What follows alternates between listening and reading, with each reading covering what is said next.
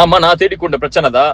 நான் தேடிக்கொண்ட பிரச்சனைக்கு அல்லாவோட உதவியை கொண்டு நான் தான் அதுக்கு தீர்வு காணணும்னு போராடிட்டு இருக்கிறேன், முயற்சி பண்ணிட்டு இருக்கிறேன், நின்னு ஃபேஸ் பண்ணிட்டு இருக்கிறேன். நின்னு ஃபேஸ் பண்றவனையும் முயற்சி பண்றவனையும் கை கொடுத்து தூக்கி விடலாம் பரவாயில்ல, கையை தட்டி விட்டு குழி தோண்டி புதைக்காம இருக்கணும்.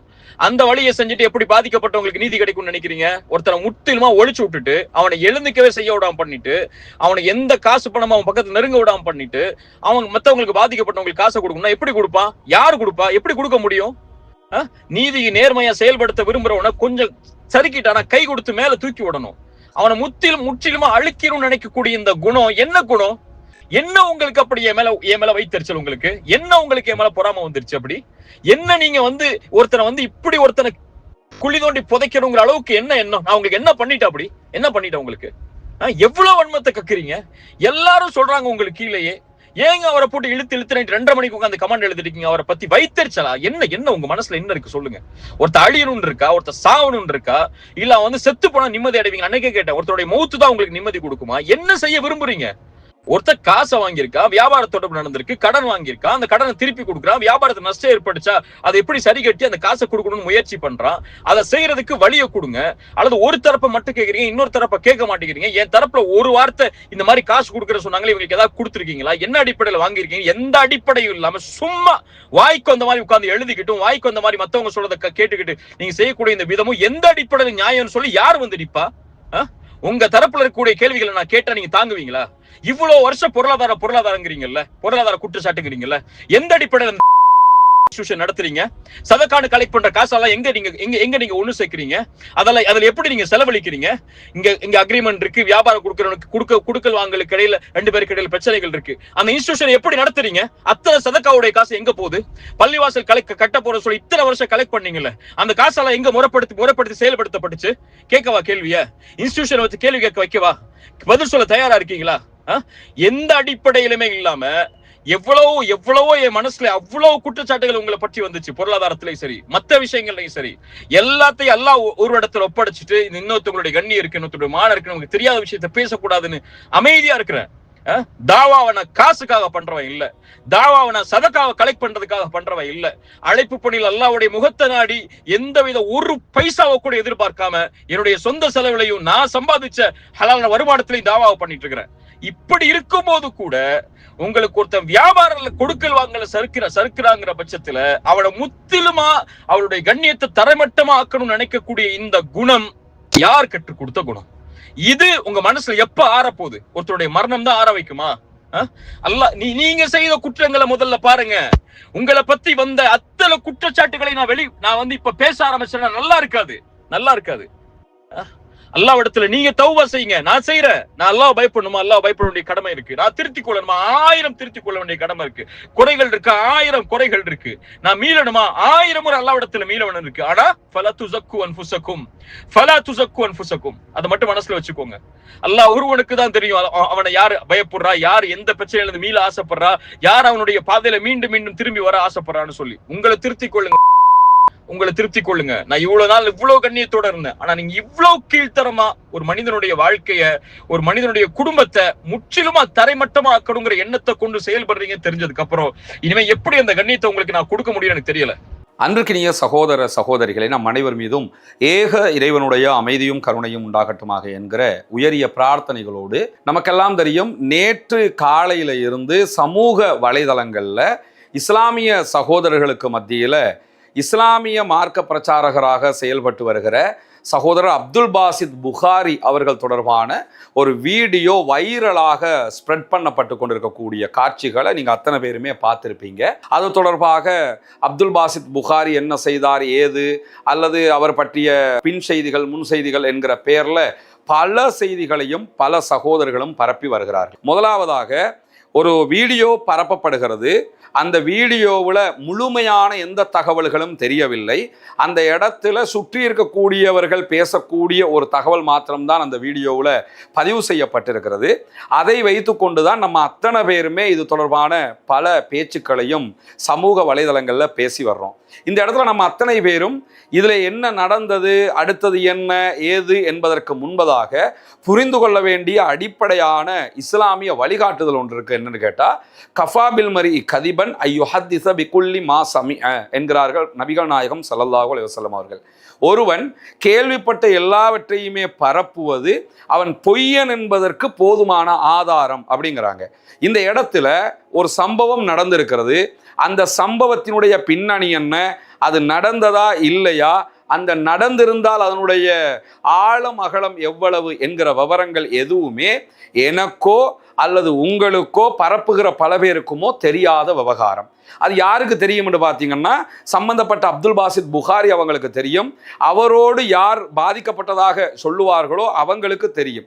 இதை தவிர்த்து நிஜமாக என்ன நடந்தது என்கிற விவரங்கள் பெரும்பாலும் நம்ம யாருக்குமே தெரியாது. தெரியாத நேரத்திலேயே நம்ம பெரும்பாலானவங்க ஜட்ஜ்மெண்ட் வழங்குற இடத்துக்கு வந்துட்டதை நீங்க பார்க்க முடியும். நான் உணர்கிற ஒரு விவகாரத்தை தான் உங்களோட இந்த இடத்துல சொல்ல விளைகிறேன். அது என்னன்னா, ஏதாவது ஒரு சம்பவம், ஒரு அவமானம், ஒரு வீழ்ச்சி அல்லது ஒரு விதமான தொய்வு நிலை நமக்கு ஏதாவது ஏற்பட்டுச்சுன்னா மனித இயல்பு எப்படி இருக்கும் என்று கேட்டா, நம்ம லாயர் ஆகிருவோம், வாதிடுவதற்கு தயாராகி விடுவோம். இன்னொருவருக்கு நடந்து விட்டது என்று சொன்னா நம்ம ஜட்ஜ் ஆகிருவோம், நீதிபதியாக தீர்ப்பு சொல்வதற்கு தயாராகி விடுவோம். இப்படி பல பேரும், நான் உட்பட, நான் உங்களுக்கு மட்டும் விரல் நீட்டிட்டு போக விரும்பல, எல்லோருமே இந்த நிலை எடுப்பதை நம்ம பார்க்க முடியும். ஒருவர் மீது ஒரு செய்தி சொல்லப்படுகிறது என்றால் அந்த செய்திகள் சமூக வலைதள செய்திகளாக மாத்திரம் எடுத்துக்கொண்டு நம்ம தீர்ப்பு சொல்ல போயிட்டோம்னா உலகத்துல நம்ம எதையும் சொல்லிடலாம். நாளை மறுமை ஒன்று இருக்குதா இல்லையா, அப்ப நம்ம என்ன ஆக போகிறோம் என்கிற கேள்விகள் இருக்கிறது. இந்த மாதிரி ஒரு இடத்துல இருக்கும்போது அப்துல் பாசித் புகாரி அவர்கள் தொடர்பாக பரப்பப்படுகிற வீடியோவில் சொல்லப்படுகிற ஒரு செய்தி இருக்கிறது. அதற்கு முன்பதாகவே சில பேர் சமூக வலைதளங்களில் இது தொடர்பாக எழுதிய செய்திகளும் இருக்கிறது. உண்மையிலேயே அப்துல் பாசித் புகாரி பல பேரிடமிருந்து வியாபார நோக்கமாகவோ அல்லது இன்வெஸ்ட்மெண்ட்டாகவோ எதாகவோ பணத்தை எடுத்து அதை மோசடி பண்ணி அதை கொடுக்காம விட்டிருந்தார் என்று சொன்னால் 100% அல்ல 1000% அது பிழை, அது குற்றம். நாட்டு நடப்புப்படி, உலக நியதிகள் படியும் அது குற்றமானது. மார்க்க அடிப்படையில் அதைவிட பெரும் குற்றமானது. அதை தாண்டி நாளை மறுமையில என்ன நடக்க போகிறது என்பது தொடர்பாக எல்லாம் மார்க்க பிரச்சாரம் செய்யக்கூடிய ஒருவராக அப்துல் பாசித் புகாரி இருக்கிற காரணத்தினால அவர் இப்படி ஒரு காரியத்தை செய்திருந்தார் என்றால் அதனுடைய ஆழாகலம் என்ன, அதனுடைய குற்றம் என்ன, நாளை மறுமையில என்ன நடக்கும் என்பதும் அவருக்கு தெரியாத ஒன்று அல்ல. எனவே அவர் இப்படி ஒன்றை செய்திருந்தால் அது 100% பிழையானது, தவறானது, குற்றம், இம்மையிலும் குற்றம் மறுமையிலும் குற்றம் என்பதில் எல்முனை அளவுக்கு மாற்றம் கிடையாது. ஆனால் நேற்று நடந்த அந்த சம்பவம் இதே அடிப்படையில், மார்க்க அடிப்படையில் சரியானதுதானா, இப்படித்தான் நாம் அணுக வேண்டுமா என்கிற கேள்விகள் இருக்கிறது. அதுக்கு முன்னாடி ஒன்றை சொல்லிடுறேன். என்ன ஒன்றை நம்ம சொன்னாலும் சில நேரங்கள்ல நீங்களாம் யோக்கியர்களா, நீங்க அடுத்தவங்களை பத்தி பேச மாட்டீங்களா என்றெல்லாம் கேட்பதற்கு வாய்ப்பு இருக்கிறது. நான் ஒவ்வொரு வீடியோவிலும் சொல்லுகிற ஒரு செய்தியை சொல்லுகிறேன். கடந்த காலங்களில் அடுத்தவர்களை பற்றி மிக கடுமையாக நாங்கள் பேசியிருக்கிறோம், தேவையற்ற விமர்சனங்களை முன்வைத்திருக்கிறோம், அவமானப்படுத்தி இருக்கிறோம், அசிங்கப்படுத்தி இருக்கிறோம். அந்த மாதிரி நடந்ததுகள் எல்லாம் மார்க்க ரீதியாகவும் யதார்த்த ரீதியாகவும் மாபெரும் தவறுகள், இம்மையையும் மறுமையையும் பாழாக்கக்கூடிய விஷயங்கள் என்பதையெல்லாம் நான் உணர்ந்த காரணத்தினால்தான் பிற்பட்ட நாட்களில் இன்ன வரைக்கும் நம்ம யாருக்காவது அநியாயம் பண்ணிட்டோம் என்று தோணுகிற சந்தர்ப்பங்கள் எல்லாம் போய் தயவு செய்து மன்னிச்சுக்கிறங்க, இறைவனுக்காக பொறுத்துக்கிறங்க, நான் செஞ்சது பிழை என்று சொல்லி நானே மனதார மன்னிப்பு கேட்டுக்கொண்டிருக்கிறேன். சகோதரர் அப்துல் பாசித் புகாரி அவங்களை பொறுத்தவரையில அவரு மார்க்க பிரச்சாரகராக இருந்து கொண்டிருக்கிறார். அந்த நேரத்தில் தான் இந்த சம்பவங்கள் நடைபெறுகிறது என்று அவர் ஒரு ஏரியாவுக்கு போறாரு. அவரை ஒரு சாரார் போய் சுற்றி வளைக்கிறாங்க. சுற்றி வளைச்சிட்டு தான் அவரை பிடிச்சி இந்த மாதிரி வீடியோவும் பண்ணி அதை வெளியிட்டிருக்கிறாங்க. முதல் விஷயம் எல்லாருமே மனசில் வச்சுக்கிறங்க, உண்மையில் அப்துல் பாசித் புகாரி ஏற்கனவே நான் சொன்ன மாதிரி இப்படி ஒரு பிழையை செய்திருந்தால் அது 100% தவறானது, அதுல மாற்று கருத்து இல்லை. ஆனால் அதை எப்படி அணுகி இருக்க வேண்டும்? பணம் கொடுத்திருக்கிறீங்களா, மோசடி பண்ணப்பட்டிருக்கிறதா, நீங்க நஷ்டம் அடைஞ்சிருக்கிறீங்களா, உங்களை அவர் ஏமாத்தி இருக்கிறாரா, இதற்கு சட்ட ரீதியாக கம்ப்ளைண்ட் கொடுக்க வேண்டும், சட்ட ரீதியாக நடவடிக்கை எடுக்க வேண்டும், சட்ட ரீதியாக அடுத்த கட்டத்திற்கு நகர வேண்டும். ஏன்னா அவங்களுக்கு பணம் கொடுத்தவங்க ஏமாந்திருக்கிறாங்க, அவங்களுக்கு பணம் தானே வேணும். அப்ப அதை எடுக்கிறதுக்குரிய முறையை செய்துவிட்டு நாங்க சட்ட ரீதியாகவும் அணுகி இருக்கிறோம், இவர் ஒரு தாய் தாயாக இருந்து இப்படி நடந்து கொண்ட விதம் பிழையானது, எனவே இதை மக்கள் மயப்படுத்துகிறோம்னா கூட அது ஒரு கணக்காக இருந்திருக்கும். ஆனா இங்க அப்படித்தான் நடக்கப்பட்டிருக்குதான்னு கேட்டா, இந்த நடந்த சம்பவத்தை வச்சு தான் நான் சொல்லிக்கிட்டு இருக்கிறேன். என்ன நடக்குதுன்னா, அவர் வர்றாரு, வந்த இடத்துல இவர் வந்துட்டாருன்ற ஒரு தகவல் கிடைக்குது, அல்லது ஏதோ ஒரு வகையில் அந்த செய்தி கிடைச்சதோட ஒரு சாரார் அவரை போய் சுத்தி வளைச்சிடுறாங்க. போன்ல ரெக்கார்ட் பண்ணப்படுகிறது. ஒருவர் கேள்வி கேட்பது விதமாகவும் அதற்கு ஒருவர் பதில் சொல்லுகிற விதமாகவும். அந்த இடத்துல இருக்கிற யாரையும் எனக்கு பர்சனலா தெரியாது. அப்துல் பாசித் புகாரியாக இருந்தாலும் எனக்கு பர்சனலா தெரியாது. இன்னும் சொல்ல போனால் அவருடைய இஸ்லாமிய பிரச்சார செயல்பாடுகள்ல இருக்கிற சில விவகாரங்கள்ல மார்க்க ரீதியாக நான் நேரடியாக மாற்று கருத்தில் இருப்பவனும் கூட. அதுல எல்லாம் எந்த விதமான மாற்று கருத்துக்களும் நமக்கு இங்க கிடையாது. ஆனால் அப்துல் பாசித் புகாரியை வைத்துக்கொண்டு அந்த இடத்தில் நடக்கிற சம்பவம் எந்த அடிப்படையில் மார்க்க ரீதியிலானது, எந்த அடிப்படையில் யதார்த்த பூர்வமானது, எந்த அடிப்படையில் சட்டபூர்வமானது? நான் ஒரு ஜமாத்தை சேர்ந்தவன், நான் ஒரு அமைப்பை சேர்ந்தவன், அதனால கட்ட பஞ்சாயத்து பண்ற மாதிரி போய் சுத்தி வளைச்சிட முடியுமா? இப்படியே ஆளாளுக்கு சட்டத்தை கையில் எடுக்க போனால் ஒரு சமூகம் எப்படி அடுத்த கட்டத்துக்கு நகர முடியும்? ஒரு சமூகம் எப்படி நீதி நேர்மையாக அந்த சமூகத்தினுடைய அடுத்த தலைமுறைகளை வார்த்தெடுக்க முடியும்? போயாச்சு, ஒருத்தர் குற்றம் செஞ்சிருக்கிறாருன்னு நீங்க நினைச்சிட்டீங்க, அவரால் பாதிக்கப்பட்டிருக்கிறீங்கன்னா வா கேமரா எடுத்துக்கிட்டு வா, சுத்தி வளைச்சு நில்லு, இவர் எப்படிப்பட்டவர் தெரியுமா? சரி, இப்ப அந்த வீடியோவை எடுத்து நேத்து சமூக வலைதளங்கள்ல ஸ்ப்ரெட் பண்ணி விட்டாச்சு, இப்ப பணம் கிடைச்சிருமா? இப்ப என்ன, இதனால என்ன நடந்தது என்கிற கேள்வி இருக்குதா இல்லையா? பாதிக்கப்பட்டது உண்மை, பாதிக்கப்பட்டவர்கள் சட்ட ரீதியாகத்தானே நம்ம அதை அணுகணும். இன்னைக்கு சமூக வலைதளங்களை வந்து உட்கார்ந்துக்கிட்டு இஸ்லாமிய பிரச்சாரகர்கள்னாலே எப்படிப்பட்டவங்க என்று பேசுகிற அளவுக்கு நிலைமை மாறி இருக்கு. ஒருவர் செய்வதால் மற்றவர்களும் ஏன் அந்த பழியை சுமக்க வேண்டும்? இஸ்லாமியர்கள் என்றாலே இப்படித்தான் இந்த சுத்தி வளைச்சு பண்ற காரியங்களை பார்த்துக்கிட்டு கமெண்ட் சொல்ற அளவுக்கு இருக்குது. இந்த 4-5 பேர் சொல்றதுனால ஒரு சமூகமே ஏன் அந்த பழியை சுமக்க வேண்டும் என்கிற கேள்விகள் இருக்கிறதா இல்லையா சகோதரர்களே? ஏன்னா அதுல சம்பந்தப்பட்டிருக்கிற அப்துல் பாசித் புகாரி எப்படி மார்க்க பிரச்சாரகரோ, அவரை சுற்றி வளைச்சுக்கிட்டு இந்த காரியத்தில் ஈடுபட்டவங்களே மார்க்கம் பேசுறவங்க. அவங்க ஒன்றும் அரசியல் கட்சிகள் கிடையாது, அல்லது மார்க்கத்திற்கு அப்பாற்பட்ட நான் முஸ்லிம்ஸ் கிடையாது, எல்லோருமே இஸ்லாமியர்கள். அப்படி இருக்கும்போது இந்த ஹதீஸ்கள், நம்ம பேசுகிற குரான் வசனங்கள், நம்முடைய நடவடிக்கைகள் எல்லாம் இந்த உலகத்தில் கண்ணுக்கு முன்னுக்கு தெரிகிற விஷயங்கள் தானே. செஞ்சுக்கிட்டே நம்ம ஏன் இப்படி நடக்கணும்? எல்லாத்தையும் விட அதில் நீங்கள் பார்த்தீங்கன்னா அவர் தொடர்பாக வெளிவந்த செய்திகள், அந்த பணம் அவர் எடுத்தாரு, மோசடி பண்ணிட்டாரு என்கிற செய்திகள் வந்தது. மோசடி பண்ணியவர்கள், மோசடி பண்ணப்பட்டவர்கள் சட்ட ரீதியாக அணுகிருக்கணும் ஒன்று. ரெண்டாவதாக அதுல சொல்லப்படுகிற இன்னொரு விவகாரம், ஒரு கெட்ட வார்த்தை சொல்லப்பட்டு அவருடைய மனைவி தொடர்பாக இப்படிப்பட்டவளோட தொடர்புல இருக்கிற என்று பேசப்படுகிறது. அதுக்கு ஒரு விபச்சாரியை சுட்டி காட்டுகிற வாசகம் அதிலே பயன்படுத்தப்படுகிறது. இப்ப என்ன ஆச்சரியம் என்று கேட்டா, இது யாரு பண்றா? இதை நீங்க ஒரு மோசடி பண்ணிட்டாரு, அவரை நாங்கள் பிடிக்க போகிறோம் என்று சொல்லிட்டு தானே போனீங்க. போகிற நம்ம எப்படியான வார்த்தைகளை பேசணும்? இதுதான் முறை. அவர் செய்த மோசடிக்கும் அவருடைய மனைவிக்கும் என்ன தொடர்பு? அவர் செய்த மோசடிக்கும் அவருடைய மற்ற செயல்பாடுகளுக்கும் என்ன தொடர்பு? அவர் எதுல பிரச்சனையோ அதை கூட நீங்க பிரச்சனையை ஆக்கியிருக்கலாம். ஒரு நீ இப்படிப்பட்ட ஒருத்தியோட வாழ்ந்துகிட்டு இருக்கிற அப்படின்னு சொல்லி ஒரு வார்த்தையை சொல்றாங்க. இதுல எது யதார்த்தம், அதுல பின்னணி என்னங்கிறதுக்கெல்லாம் போகலாம். அது ஏன் வேலையும் இல்லை, உங்க வேலையும் இல்லை, அல்லாஹ் நம்ம கிட்ட இதை பத்தி கேட்க போறதும் இல்லை சகோதரர்களே.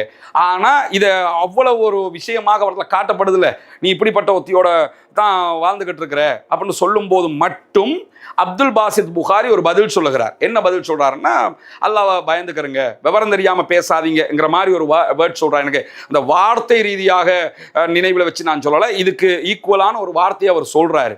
ஏன்னா அவருடைய மனைவி தொடர்பாக அல்லது அவருடைய ஃபேமிலி தொடர்பாக, அவருடைய ஒழுக்கம் தொடர்பாக இந்த குற்றச்சாட்டு வைக்கப்படும் போது மட்டும் பதில் பேசுறாரு. போலீஸால அவரை ஏத்திக்கிட்டு போறாங்க. பிறகு நம்ம அறிஞ்சுக்கிட்ட கேள்விப்பட்ட சோசியல் மீடியாவில் பார்க்குற ஒரு விஷயம் என்னன்னா, அவரை போலீஸ் எழுதி வாங்கிட்டு அனுப்பி விட்டுட்டாங்க அப்படிங்கிறது. இப்போ நீங்கள் என்ன யோசிக்கணும்னா, ஒரு போலீஸ் வராமலேயே போலீஸ்காரண்ட வேலையை ஒரு சாரார் பண்ணுறாங்க, ஓகே. அந்த இடத்துக்கு திருப்பி போலீஸ் வர்றாங்க. போலீஸ் வந்து அவரை கூட்டிக்கிட்டு போகும்போதே அப்துல் பாசித் புகாரி கைது அப்படின்னு சொல்லி ஒரு பெரிய நியூஸ் ஆகுது. அவரை கூட்டிக்கிட்டு தானே போனாங்க, கைதுன்ற அர்த்தமா? அது கூட்டிக்கிட்டு போனதுக்கு பிறகு அவர்கிட்ட எழுதி வாங்கிட்டு அமுச்சு விட்டாங்க அப்படிங்கிற செய்தி வருது. அப்ப எழுதி வாங்கிட்டு அமுச்சு விடுற அளவுக்குத்தான் உள்ள ஒரு சட்ட ரீதியாக இருக்கிற ஒரு விஷயம் எனும் போது, இதை இப்ப இவ்வளவு தூரம் ஸ்ப்ரெட் பண்ணி பேசினதுனால என்ன நலவை நாம் கண்டிருக்கிறோம். இன்னும் ஒரு விஷயம் என்னன்னா, அவர் செய்திருந்தால், இப்படி வருகிற செய்தி அடிப்படையில் செய்திருந்தால் 100% பிழை. அதை நான் ஆரம்பத்திலே சொல்லிட்டேன், நன்றாக நினைவில் வைத்துக் கொள்ளுங்கள். அதை நான் திரும்ப திரும்ப சொல்லிடுறேன். ஆனா அவர் அப்படி நடந்துக்கிட்டார் என்பதை வைத்துக்கொண்டு சில பேரை நம்ம பார்க்கிறோம். அவன் ஜுப்பா போட்டுக்கிட்டு திரியும் போதே நமக்கு தெரியும் அவன் வந்து தலையில் இப்படி போட்டுக்கிட்டு அப்படி இருக்கும்போதே நமக்கு தெரியும். அவரை வீடியோவுக்கு பின்னுக்கு அப்படி ஹம்மிங்கோட அப்படியே போடும்போதே நமக்கு தெரியும் அவன் ஒரு மகா நடிகன், அவன் அப்படிப்பட்டவன் இப்படிப்பட்டவன். இதெல்லாம் சகோதரர்களே உங்களுக்கு மறுமையிலேயோ இம்மையிலேயோ என்ன பலனை தரப்பு, அதைத்தானே நம்ம யோசிக்கணும். எனக்கும் அப்துல் பாசித் புகாரி அவர்களுடைய பிரச்சார யுக்திகள்ல சிலவற்றில் உடன்பாடு இல்லைதான். எல்லோருமே எல்லாவற்றிலும் உடன்பாடு காண முடியாது. அதற்காக அவர் மீது இப்போது சொல்லப்படுகிற குற்றச்சாட்டுக்கும் அவருடைய தாவா களத்தில் அவர் நடந்து கொண்ட முறைகளுக்கும் என்ன தொடர்பு இருக்கிறது? அவர் பிசினஸ் பண்ணணும்னு காசு கேட்டாரு, சம்பந்தப்பட்டவங்க அவரை நம்பி கொடுத்திருக்கிறாங்க, அவர் திரும்ப அதுக்குரிய லாபம் கொடுக்கல அல்லது முதல கொடுக்கலங்கிற பிரச்சனை தானே இப்போ ஓடிக்கிட்டு இருக்குது. அதற்கும் அவர் அல்லாஹ்வை மட்டும்தான் வணங்க வேண்டும் என்று சொன்னது பொய்யாகுமா? தூதரை மட்டும்தான் பின்பற்ற வேண்டும் என்று சொன்னது பொய்யாகுமா? இது என்ன வகை நியாயம்? அப்படி என்றால் அவர் பணத்தை எடுத்தார்ல, அதை பிசினஸ்ல போட்டிருப்பார்ல, இதுக்கு லீகலா அக்ரிமெண்ட் போட்டுக்கிட்டீங்களா?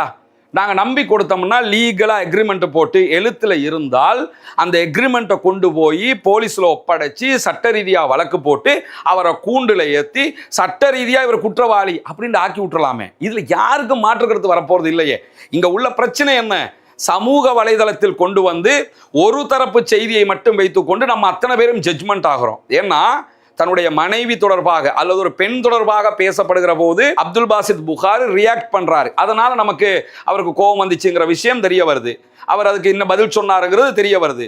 மற்ற விவகாரங்கள் சொல்லும் போது அவர் கையை கட்டிக்கிட்டு சும்மா தான் அவர் இருக்கிறாரு. அவர் எஸ்ஸும் சொல்லல நோவும் சொல்லல. அப்படி இருக்கும்போது அவன் களவெடுத்துட்டான், அவர் அப்படி பண்ணிட்டான் இப்படி பண்ணிட்டான்ங்கிறத எதை வச்சு நம்ம முடிவுக்கு வர்றோம்? என்ன அது அப்படி பண்ணிட்டாருன்னா அதை அப்படி கொண்டு வந்த ஆதாரத்தோட இந்த அடிப்படையில் இன்னாருக்கு பண்ணி இருக்கிறார் அப்படிங்கிறத கூட நம்ம முன் வச்சிருக்கலாம். அதுவும் சமூக வலைதளத்தில் வைக்கிறதுனால மட்டும் என்ன பலன் வரப்போகுது? அதை கொண்டு போய் போலீஸ்ல சட்ட ரீதியாக வைக்கணும். எனவே இந்த ஓவரோலாக இன்றைக்கு நேற்றில் இருந்து இன்ன வரைக்கும் இதனுடைய செய்திகளே மாறி மாறி மாறி மாறி பரவிக்கிட்டு இருக்குது. பரப்புகிற அத்தனை பேருமே ஜட்ஜ் ஆகிட்டாங்க. ஒரு பக்க செய்தியை மட்டும் நம்ம பார்க்கிறோம். நபிகள் நாயகம் ஸல்லல்லாஹு அலைஹி வஸல்லம் அவர்கள் இந்த மாதிரி விவகாரத்தில் தீர்ப்பு சொல்வதற்கு நம்ம இப்படித்தான் கற்றுத்தந்திருக்கிறார்களா? இஸ்லாம் இப்படித்தான் கற்றுத்தந்திருக்கிறதா? கண்ணில்லாமலே ஒருவன் வந்தால் கூட அடுத்தவன் ரெண்டு கண்ணும் இல்லாமல் வருவதற்கு வாய்ப்பு இருக்கிறதா இல்லையா? எனவே அவர் தரப்புல இருந்து அந்த விளக்கத்தை சொல்லி இருக்கணும். இதுவரைக்கும் அவர் சொல்லல. இதுக்கு முன்பதாக அவர் சொல்லி இருந்தாருன்னா இந்த ஃபித்னா எல்லாம் வந்திருக்காது என்பதுதான் என்னுடைய பார்வை. எது எப்படி போனாலும் தயவு செய்து நான் ஒரு ஜமாத் நடத்துறேன், நான் எனக்கு ஒரு 4 பேர் இருக்கிறாங்கிறதுக்காக நீங்க அவரை கூப்பிட்டு என்ன ஏதுன்னு விசாரிக்கிறது வேற, அவரை ஓடி திரிகிறாரா ஒழிச்சு திரிகிறாரா அவரை பிடிச்சி போலீஸ்ல ஒப்படைக்கிறதுங்கிறது வேற, அவரை பிடிச்சி சட்ட ரீதியாக நடவடிக்கை எடுக்க வைக்கிறதுங்கிறது வேற. அதை விட்டுவிட்டு இந்த மாதிரி வீடியோ எடுத்து சமூக வலைதளங்கள்ல சீரழிப்பது என்பது யதார்த்தபூர்வமானது கிடையாது. அதை ஒட்டி அவருடைய கடந்த கால இஸ்லாமிய பிரச்சாரம் முழுவதுமே பொய்யானது, போலியானது, நடிப்பானது என்று சொல்வதும் யதார்த்தபூர்வமானது கிடையாது. நம்ம அத்தனை பேருமே முஸ்லிம். இதுல இன்னொன்றையும் நான் சொல்லிக்கிறேன். இப்ப நான் இதை சொல்வதை ஏற்றுக்கொள்ள முடியாதவர்கள் கூட, அதை பொறுத்து கொள்ள முடியாதவர்கள் கூட என் மீது நீங்கள் வசைப்பாடலாம், என்னை திட்டலாம், எனக்கு எதிராக பேசலாம். நீங்க என்ன பேசினாலும் அதை நான் யோசிக்கவே மாட்டேன். ஏன்னா இது யதார்த்தமாக நாம் புரிந்து கொள்ள வேண்டிய ஒன்று. நாளைக்கு இதே போன்ற நிலை நம்முடைய குடும்பத்தை சேர்ந்த ஒருவருக்கும் வரலாம். சட்டத்தை நம்ம எப்படி கையில் எடுக்க முடியும்? சட்டம் தன்னுடைய கடமையை செய்யணும், அதுக்கான வழிவகைகளை நம்ம செய்யணும். கட்ட பஞ்சாயத்து பண்ற வேலையை நம்ம யாருமே பண்ணக்கூடாது. அந்த மாதிரி ஒரு காரியம் தான் அங்கே நடந்திருக்கிறது. எனவே அப்துல் பாசித் புகாரியை பொறுத்தவரையில் நான் அவருக்கு நமக்கு பர்சனலா எந்த விதமான ஒரு கான்டாக்டும் இல்லாததுனால இந்த வீடியோ அவரால் அல்லது அவரை சார்ந்தவர்களால் பார்க்க முடியுமாக இருந்தால் தயவு செய்து நீங்க ஒரு இஸ்லாமிய பிரச்சாரகர் என்கிற வகையில இதுல என்ன நடந்தது, யதார்த்தமாக என்னங்கிறத மக்களுக்கு சொல்லிருங்க. நீங்க உண்மையிலேயே இன்வெஸ்ட்மெண்ட்டை எடுத்திருந்தீங்கன்னா ஆமா எடுத்தேன்றத சொல்லிருங்க, எடுத்து என்ன நடந்ததுங்கிறத சொல்லிருங்க. அதை தாண்டி நீங்க லாஸ் ஆயிட்டீங்களா, நஷ்டப்பட்டுட்டீங்களா, நடுரோட்டுக்கு வந்துட்டீங்களா, ஆமாங்க இப்படி ஒரு நிலைமை வந்திருக்குன்னு அதுக்குரிய ஆதாரத்தோட சொல்லுங்க. நீங்க உங்களால எப்ப கொடுக்க முடியும் என்கிற விவகாரங்களை மக்களுக்கு சொல்லிருங்க. சொல்லிட்டா என்ன ஆயிரும்னு கேட்டா இந்த இஸ்லாமிய பிரச்சார வட்டம் என்பது இதையொட்டி வேறு விதமான கருத்தாடல்களுக்கு போகாமல் அது ஒரு புரிதல் நிலைக்கு போவதற்கான வாய்ப்பாக இருக்கும். இது அப்துல் பாசித் புகாரி அவர்கள் மீது இருக்கக்கூடிய ஒரு கடமையாக இருக்கிறது. எனவே இந்த எந்த விவகாரத்திலையும் நமக்கு கொண்டு வரும்போது நம்ம லாயர் ஆகிறதும், இன்னொருவருக்கு வரும்போது உடனே ஜட்ஜ் ஆகிறதும், நீதிபதி ஆகிறதும் என்கிற நிலையை விடுத்து நேர்மையாக நேர்கொண்ட பார்வையாக நம்ம அணுகிறதுக்கு முயற்சி பண்ணணும். எல்லோருமே மார்க்க பிரச்சாரம் செய்யக்கூடியவர்களாக இருந்து கொண்டு இந்த மாதிரியான காரியங்கள் செய்வதால் இப்ப பணம் இழந்தவங்களுக்கு இந்த வீடியோ போட்டாச்சு பணம் வந்து கிடைச்சிருமா? கிடைக்காதுல்ல. அதை முறைப்படி அல்லது இன்னொரு ஜமாத்துக்கு அதை சொல்லி அந்த ஜமாத்தில் கூப்பிட்டு முறைப்படி எழுதி வாங்கி அதை சட்டமாக கொண்டு வந்திருக்கானே, இந்த மாதிரியான காரியங்களில் ஈடுபடுவது தான் நம் அத்தனை பேருக்கும் ஒரு சால பொருத்தமான சரியான ஒரு நடைமுறையாக இருக்கும். நான் இந்த விவகாரத்தில் எப்படி பார்க்குறேங்கிறத மட்டும்தான் நான் உங்ககிட்ட ஒப்படைச்சிருக்கிறேன். இதில் பிழையாக இருந்தால் இறைவனுக்காக பொறுத்து கொள்ளுங்கள், சரியாக இருந்தால் ஏற்றுக்கொள்ளுங்கள். இதே நேரம் என்ன திட்டி தீக்கணும்னு யாராவது நினைச்சா கூட தாராளமாக நீங்கள் அதையும் பண்ணலாம், அது உங்கள் உரிமை. ஆனால் மார்க்க ரீதியாக நாளை மறுமையிலே அதற்கு என்ன என்கிற ஒரு யதார்த்தமான கேள்வி நிலையும் இருக்கிறது. இதெல்லாம் புரிந்து கொண்டு நம்முடைய செயல்பாடுகளை அமைத்துக் கொள்ள வேண்டும் என்பதுதான் இதிலே நான் சொல்ல விளைகிற மிக முக்கியமான செய்தியாக இருக்கிறது. அல்லாஹு தஆலா நம் அனைவருடைய எண்ணங்களையும் செயல்பாடுகளையும் புரிந்து கொள்வானாக. வாஹிர் தஅவானா அல்ஹம்துலில்லாஹி ரப்பில் ஆலமீன்.